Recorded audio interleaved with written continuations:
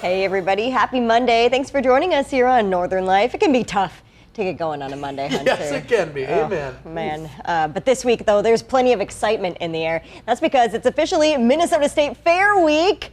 I know, Woo! Yeah, it opens Exciting. on Thursday and runs through Labor Day, which is September 1st. So from food to 4-H to fun rides, there's all sorts of things to look forward to this week at the Minnesota State Fair. I'm pumped. I think I might actually go this year. You're going to go this year? Yeah, I haven't been in, I don't know, it has to be like 5 or 6 years Sure. the last time I went. And, you know, that's like just about the right amount of time for me. Yes. Yep, I think we're all kind of in the same boat, Ryan included. It's just, there's a lot of people. I love the State Fair, but just the amount of people, it gets kind of crazy. So, Right. once every 5 years, we try to go. I'm actually going to take a day off next week, next Nice. Wednesday, and me and Kayla and our family are going to go down there, and we're going to go see Hank Williams Jr. Oh, He's cool. playing, Okay. and then I believe another guy's playing as well. And so, I forget his name. I can't think of his name right now. But it's going to be a great show. We're going to go down for the whole day and stay Yeah. there all day Wednesday, and then, Fun. go to the concert afterwards. I Have you feel seen like- the show there? No, I've never seen a grandstand show, but there were some pretty good shows this year. You said Hank Williams Jr. I saw Nelly is going to be performing, which could Nelly. be kind of a fun throwback. That'd be super cool. Yeah, and for you on a Wednesday going, I feel like that might be ideal Yes. because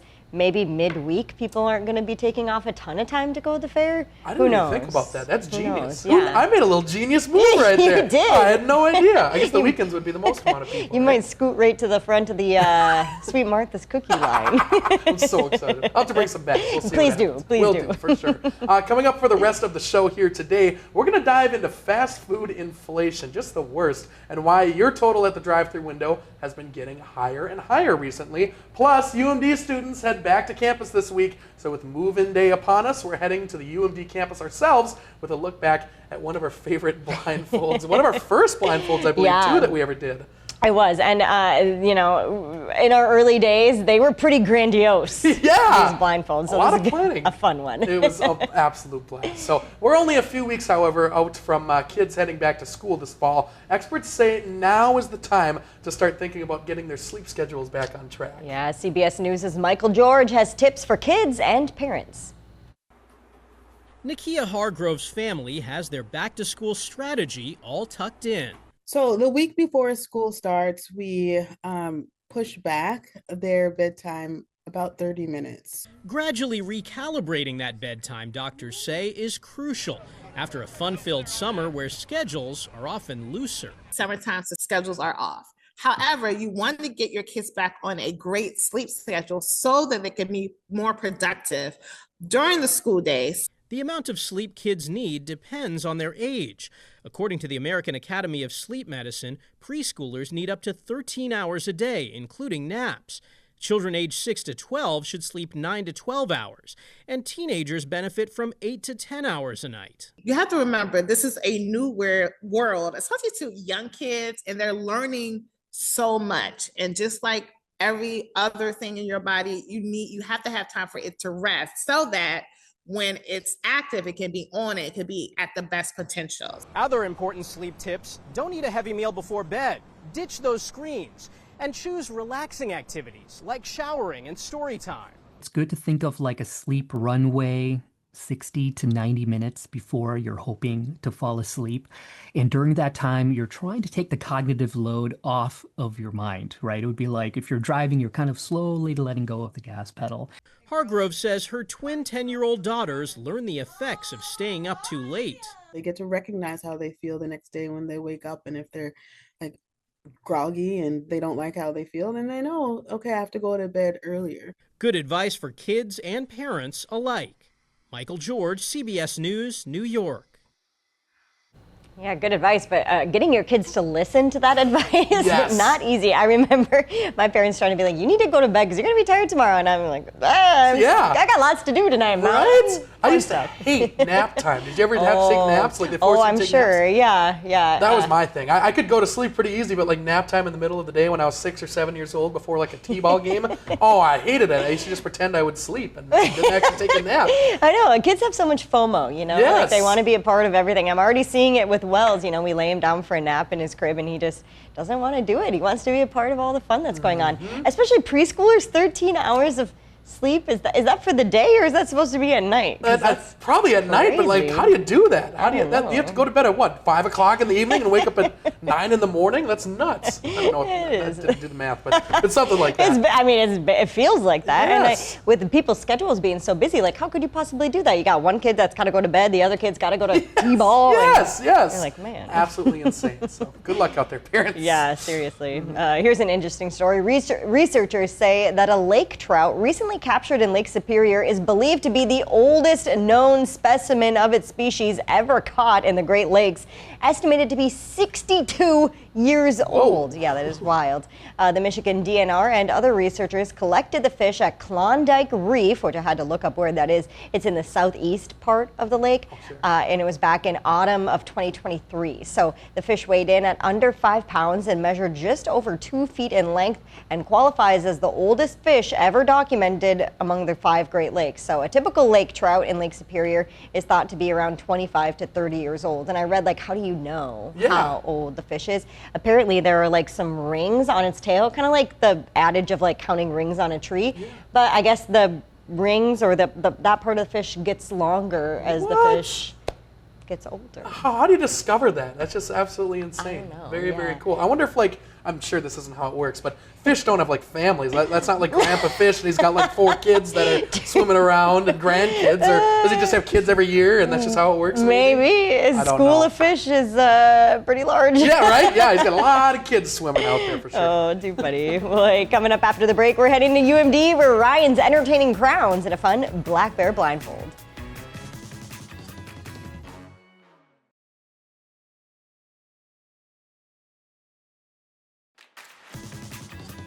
Welcome back, everybody. Believe it or not, it's move-in week already at UMD. So later this week, students will start flocking back into the dorms, and that means student athletes are also gearing up for their fall sports season, including the UMD football team. Yeah, we thought it'd be fun to look back here at one of our favorite Northern Life Black Bear blindfolds over the years, the time we made Ryan dress up as the UMD mascot for a home game. Take a look. I hate the unknown. I hate not knowing things.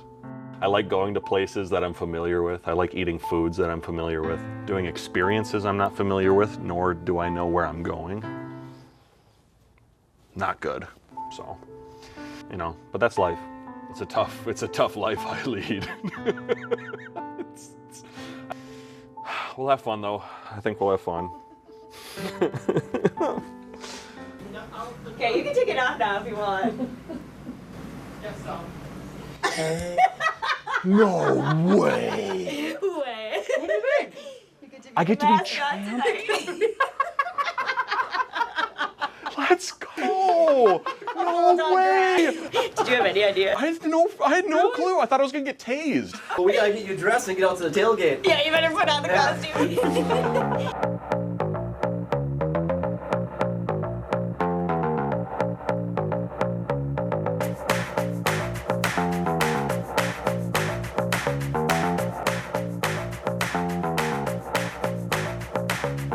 Let's do it.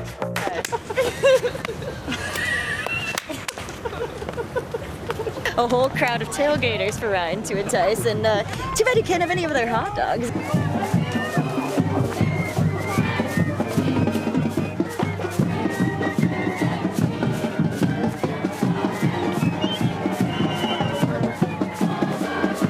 So nervous in the car, and then all of a sudden he's like, Mr. Cool.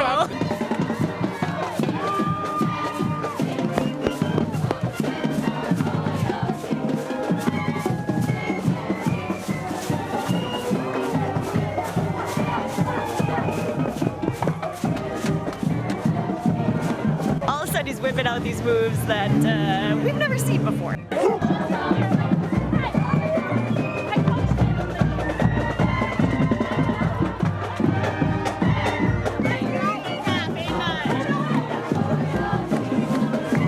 He's a natural. He was born for this job. He's not coming back to work, I don't think. This is his life now. Look at him. This is the best. What a psycho. He's psychotic.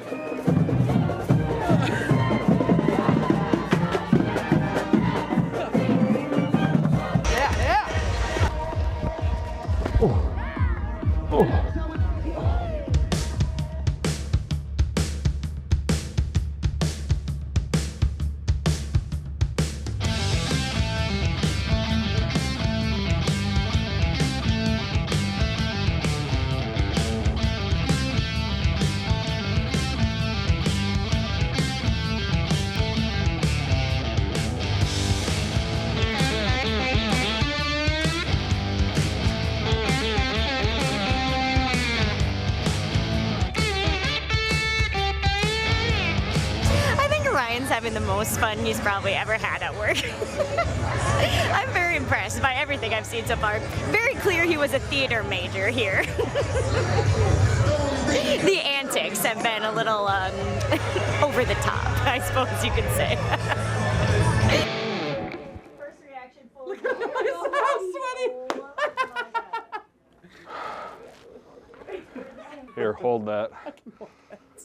Man, that was a lot of fun. Oh my goodness. That was so much fun.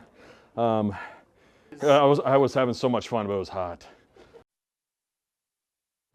So funny. Oh, that was the best. He was like doubled over at the end. He was so sweaty. He really was. Oh my God. And that was a hot day too. Yes. It was obviously, an early game in their season, as you could see the weather there.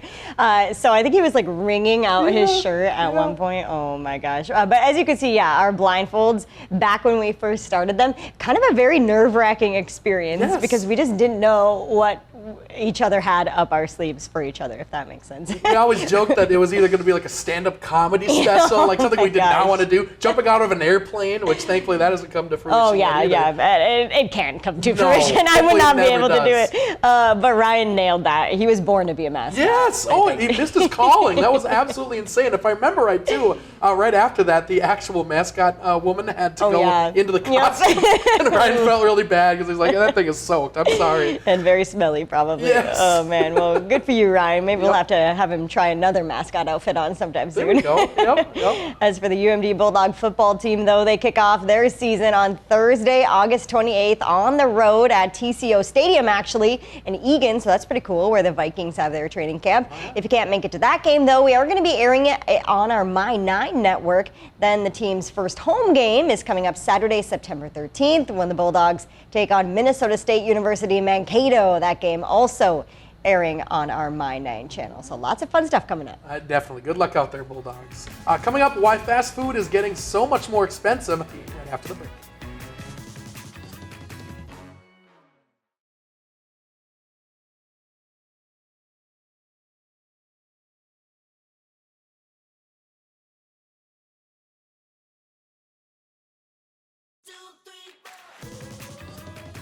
Welcome back, folks. Some of America's fast food giants are experiencing a slump in sales here. Their customers are cutting back on spending because the pricing of dining out has increased nearly 4% over the past year. Yeah, and you can certainly tell. Nancy Chen looks at how fast food customers are responding. Of all the times you've made it at home, has it ever tasted like our McMuffin? It turns out even McDonald's signature McMuffin isn't enough to draw customers in for the most important meal of the day. In earnings calls last week, the fast food giant and its rival Wendy's reported slow breakfast sales, especially among low-income diners, who they say are their core customers. We're really talking about a fast food market, generally speaking, that is basically tanking right now. Jonathan Mays is editor-in-chief of Restaurant Business Magazine. Why are customers shying away from fast food breakfast? Well, the low-income consumer in particular are concerned about the state of the economy. They've been frustrated by prices, hurt by inflation, and breakfast is just an easy thing to cut out. But it expands beyond that. New Chipotle Honey Chicken. Fast casual restaurants like Chipotle and Sweetgreen also saw sales slow in the second quarter, year over year. If you're seeing Chipotle and Sweetgreen reporting significantly negative same-store sales, that suggests to me that there are more consumers that are really sort of rethinking how often they're eating out at restaurants. Still, Mays says a sales slump could ultimately be a win for consumers. Now, Wendy's has Buck Biscuits. As chains are coming up with new promotions and menu items to lure in customers. They have been introducing a record number of limited time offers. So yeah, I mean, they're really throwing pretty much everything at the wall to see what sticks. To save money, Mays suggests checking restaurants' apps and signing up for their free loyalty programs. He says they're always offering deals. You just need to know where to look for them. Nancy Chen, CBS News, New York. Still trying to get over that guy's hair. That was some hair right there. That was a cool. lot That was of pretty hair, crazy. yeah. But I mean, honestly, it's almost less expensive to just go out to Applebee's or something like that, just a sit-down restaurant. I haven't been eating fast food, me and Kayla, my girlfriend, ever since December 31st, and we've actually saved a little bit of money, even though we're bet. still going out quite a bit. But I mean, it's just so expensive to eat fast food these It days. is so true. And when you go through the drive-thru, in your mind, you equate it with like a not as expensive option. Yes. Yeah, like you were saying. But when it adds up to be just as much as sitting down, why wouldn't you want the sit-down experience? That's a little bit Yes. more fun. I don't know. Yeah, I applaud you both for not going to your fast food because it's hard. You drive by when you're like, ooh, a little snack. It's so easy. It's so quick. I mean, maybe that's what you're paying for now, just how quick it is. True. But even then, it doesn't take, I mean, it still takes a bit of time sometimes when you're in that line right there. And I think we talked earlier on the show, too, about how some fast food chains have started now diving more into the fancy beverages sort of world because they say people will stop for a beverage, but they might not like stop to get a full meal at a fast food place. So they've launched all these like mocktails, which to me is just pop. Yeah, You know? It's yep. just- so it's like you already had that. It's just better marketing for your pop, I guess. But smart, sort of. Yeah. One more thing also, Yeah. these fast food places starting to delve more into tipping, which is a very interesting, I'm not yeah. sure how I feel about that yet. I'm all for tipping, I Mhm. love tipping, but when it comes to fast food, I just don't know how I feel about that quite yet. Just not something we're used to. So Yes. yeah, I was going to ask you a question. Yep. Unsure of it. Very interesting for sure. Well, coming up after the break, we are going to look at how a man's tooth hunter was able to help him see again. Yeah, it's absolutely crazy. That's after decades of him being blind. So we'll talk about that crazy surgery when we come back.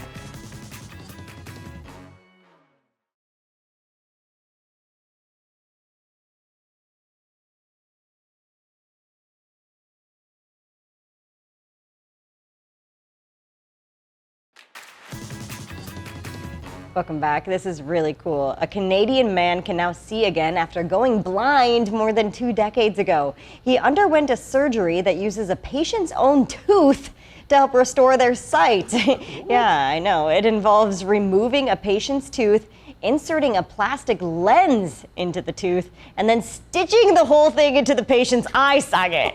It's wild, yeah.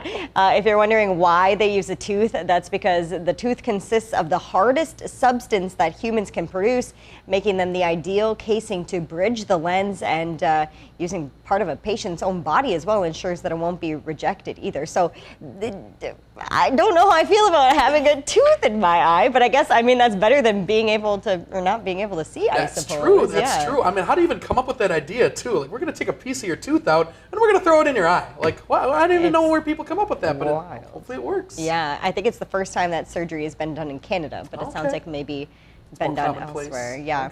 Okay. Very interesting. Well, good for him.